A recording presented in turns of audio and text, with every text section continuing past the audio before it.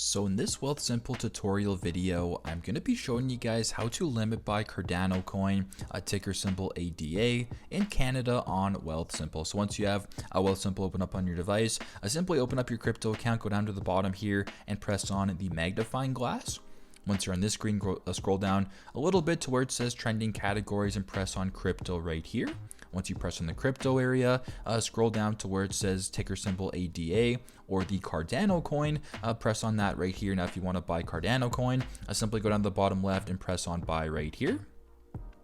Then once you're in this screen, you can simply put however much you want to buy the coin for, or how much money you want to invest into the coin. So I'll just press on $5 right here for this example. I'll press on continue. Then to simply confirm this purchase, simply just press on confirm order and it'll confirm your purchase of Cardano coin, ticker symbol ADA here in Wealthsimple. I hope this video helps.